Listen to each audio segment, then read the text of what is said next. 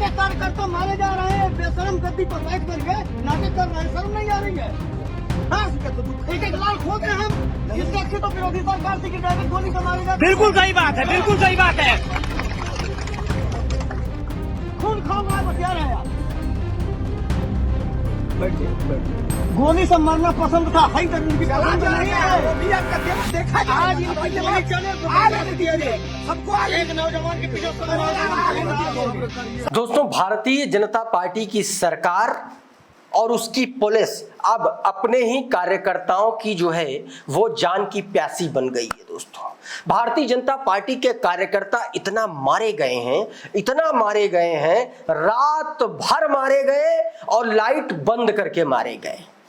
ये बात मैं इसलिए कह रहा हूं क्योंकि उत्तर प्रदेश के पुलिस ने जो कांड किया है वो ऐसा है जैसे कि आप ये समझ लीजिए कि किसी बड़े व्यक्ति के, किसी बड़े नेता के इशारे पर सब कुछ किया जा रहा है। दोस्तों, सबसे पहले मैं आपको कुछ तस्वीरें दिखाऊंगा और उसके बाद इस पूरी घटना के बारे में विस्तार से बताऊंगा कि आखिर भारतीय जनता पार्टी के ये लोग क्यों मारे गए, क्यों पीटा इनको पुलिस ने और रात भर थाने में बंद करके मारे गए हैं और ये लोग सिर्फ और सिर्फ धरना दे रहे थे। सवाल यही है कि आखिर अब क्या हुआ। और इतना ही नहीं, मारे गए तो मारे गए, पुलिस की मार से भारतीय जनता पार्टी का एक कार्यकर्ता, उसकी जान चली गई है। दोस्तों, सबसे पहले खबरें दिखाता हूं, तस्वीरें देखिए जरा। ये तस्वीर देखिए, ये देखिए, आप आवाजें सिर्फ सुनिए, मैं विजुअल नहीं दिखा पाऊंगा। ये देखिए, लोग भाग रहे हैं, दौड़ रहे हैं और आप सिर्फ लाठियों की आवाजें सुनिए। कितना लाठियों से मारा गया है भारतीय जनता पार्टी के कार्यकर्ताओं को। ये सब भाजपा के कार्यकर्ता हैं और ये रात का गुप्त जो अंधेरा है, बाकायदा लाइट काटी गई है थाने में।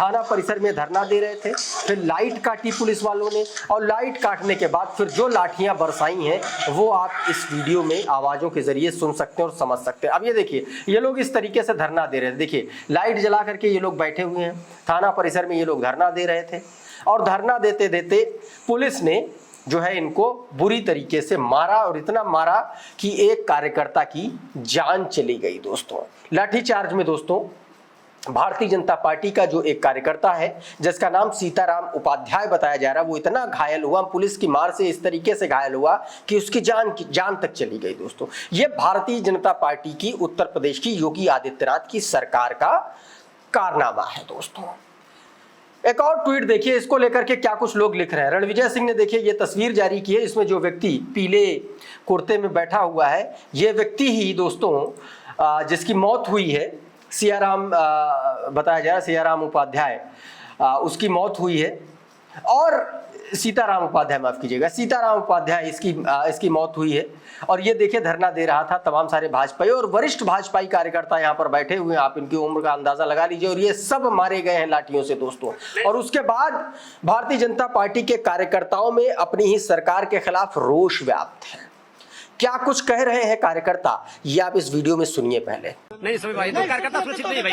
नहीं, तो बात सही है, कार्यकर्ता सुरक्षित नहीं है। शीर्ष नेतृत्व का कौन सी बात मानी जाए तो करिए। एक एक कार्यकर्ता मारे जा रहे हैं, बेशरम गद्दी पर बैठ करके नाटक कर रहे हैं, शर्म नहीं आ रही है? दुख है भैया, हाँ, तो दुख है। एक एक लाल खोद रहे हम, इससे अच्छी तो विरोधी सरकार थी कि डायरेक्ट गोली से मारे जाते। बिल्कुल सही बात है, बिल्कुल सही बात है। खून खाओ रहा बतिया रहे आप। बैठ गए। गोली से मरना पसंद था, हाई दर्जन की पसंद नहीं है। भी आपका तेवर देखा जाए। आज इनकी गोली चले सबको एक नौजवान के पीछे सबको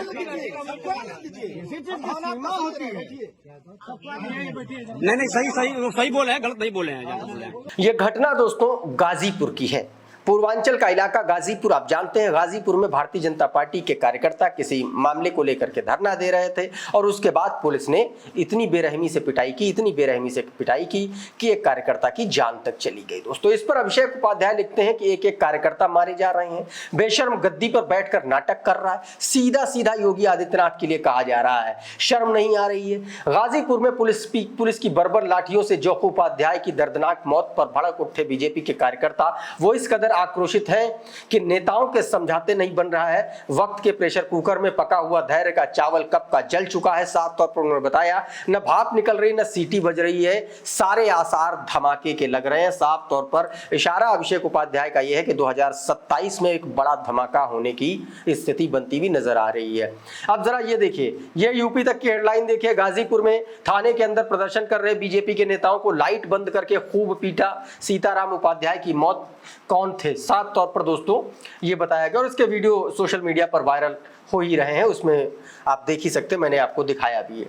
सीधे तौर पर अभिषेक उपाध्याय ने सवाल उठाया, थाने के अंदर लाइट बंद करके पीटा गया, खूब पीटा, बीजेपी के नेताओं को जमकर पीटा, सीताराम उपाध्याय की मौत हुई, बर्बर लाठीचार्ज हुआ। यूपी के गाजीपुर ने खींची नई लकीर, योगी आदित्यनाथ की राज की एक और तस्वीर। मुझे डर लग रहा है कि कहीं कुछ दिनों में अखबार ऐसी खबरों को ये न कहते हुए लिखना ही छोड़ दें कि इसमें नया क्या है, बटेंगे तो कटेंगे का यही तो फलसफा है। साफ तौर पर योगी आदित्यनाथ पर एक करारा हमला बोलते हुए नजर आ रहे हैं यहाँ पर अभिषेक उपाध्याय, वरिष्ठ पत्रकार जो हैं। उधर दोस्तों एक और बड़ा कारनामा किया भारतीय जनता पार्टी की योगी आदित्यनाथ की सरकार और उनकी पुलिस ने, अपने ही पार्टी के कार्यकर्ताओं को हाउस अरेस्ट करा लिया प्रधानमंत्री नरेंद्र मोदी के दौरे के दौरान।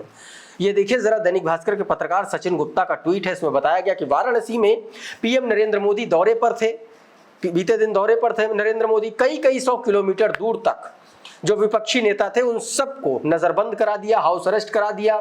चंदौली में पुलिस ने भारतीय जनता पार्टी के ही कार्यकर्ता ओम प्रकाश सिंह को भी हाउस अरेस्ट कर लिया गया, साफ तौर पर बताया। और बाद में यह पता चला कि दरअसल हाउस अरेस्ट उत्तर प्रदेश की पुलिस को करना था। ओम प्रकाश सिंह जो विपक्षी पार्टियों के नेता हैं, कांग्रेस के नेता हैं, और जो है हाउस अरेस्ट कर लिया अपने ही कार्यकर्ता को। तो इस तरीके से इस वक्त जो है उत्तर प्रदेश की भारतीय जनता पार्टी की सरकार काम कर रही है। बीते दिनों आपने देखा कि किस तरीके से लाठीचार्ज हुआ एबीवीपी के लोगों पर, और एबीवीपी के लोगों ने किस तरीके से बवाल काटा, पूरी की पूरी चौकी थाना सस्पेंड हो गए। यानी कि साफ तौर पर वो संकेत मिल रहे हैं जो अभिषेक उपाध्याय कह रहे हैं कि बड़ा धमाका होने वाला है। तो ऐसे में सवाल उठता है कि क्या दिल्ली और उत्तर प्रदेश में अब आर पार की जंग शुरू हो चुकी है? क्या योगी आदित्यनाथ को गद्दी से हटाने का पूरा प्रबंध दिल्ली कर चुकी है? क्या ये उसी खींच का नतीजा है कि चुन चुन करके भारतीय जनता पार्टी के नेताओं को पिटवाया जा रहा है, उनको मरवाया जा रहा है, थाने में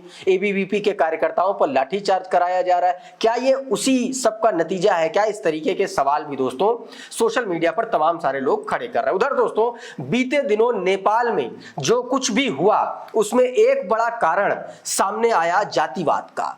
बताया गया कि संख्या में कम होने के बावजूद सवर्णों को बहुत बड़े बड़े पदों पर रखा गया, उनके खिलाफ कार्रवाई नहीं होती थी, अदालतें बायस फैसले देती थी। इस पर एक रिपोर्ट की एबीपी की पत्रकार प्रतिमा मिश्रा ने साफ तौर पर इस एंगल को उजागर किया कि जातिवाद भी इस हिंसा में, इस आंदोलन का एक बड़ा कारण रहा।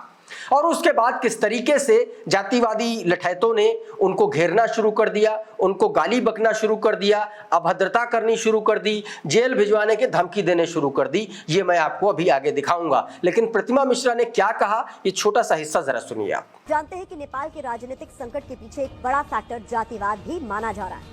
नेपाल की जनता में सालों से इस बात को लेकर भी नाराजगी रही है कि नेपाल की सरकारों और सरकारी व्यवस्था में ब्राह्मणों का दबदबा रहा है। तो इस तरीके से दोस्तों प्रतिमा मिश्रा ने कहा था, साफ तौर पर बताया था कि पूरी वजह नहीं, ये इसमें एक एंगल, एक वजह ये भी हो सकती है दोस्तों। अब उस पर हुआ ये, उस पर बवाल ये मचा कि तमाम सारे लोग जो है प्रतिमा मिश्रा को गालियां बकने लगे।